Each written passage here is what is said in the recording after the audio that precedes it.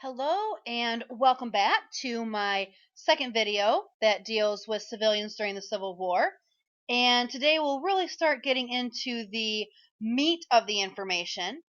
When I look at my novels, I keep them as historically accurate as possible. And to do that, I do a lot of research. And I use many primary documents in this research, so diaries, letters, photographs, and things of that nature.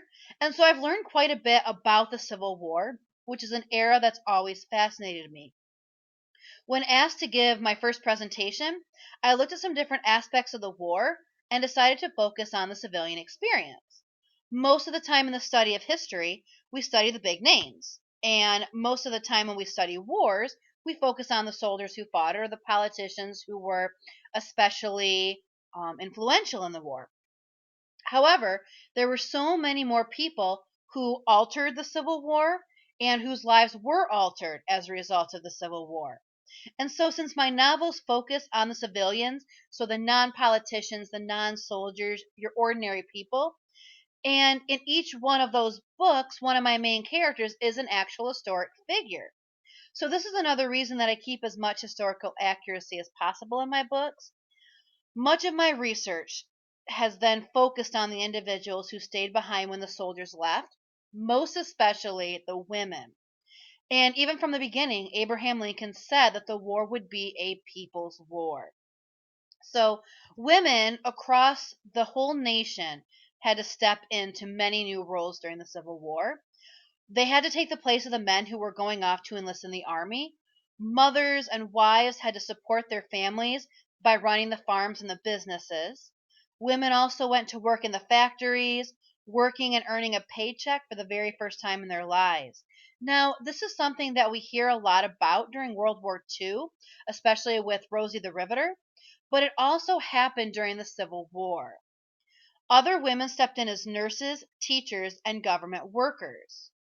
Women also served in the military in different capacities. They acted as messengers, guides, scouts, smugglers, soldiers, and spies. Rose O'Neal Greenhow is one of the most well known Civil War women spies. She makes an appearance in my prequel novella, Wherever You Go.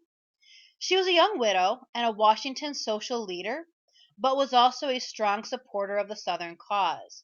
She used her friendship with government officials to learn just when and how the Union planned to attack Richmond, Virginia. It was the Confederate capital at the time. She was able to discover this information and deliver it to Confederate leaders without being discovered. Many historians argue that the South had a great advantage because of this information. Some women also disguised themselves as men and fought as soldiers. Sarah Edmonds, for example, served for 2 years in Company F of the 2nd Michigan Infantry, and she is one of the more well known women who did this. And there are countless women who did it, and the actual statistics on this might never be known because of the fact that they were so good at hiding their identity. There may be no record, and some of them may have gone through the entire war without being discovered, and we would never have knowledge of that. Women also volunteered to tend sick and wounded soldiers. Many served in military hospitals, but some, like Clara Barton, followed the troops into battle to tend to the soldiers where they fell. And this was a very dangerous thing to do as well. All of these situations are situations that I will explore in my various novels. So, um, when the war was in the early stages, women and other civilians were spectators of the war.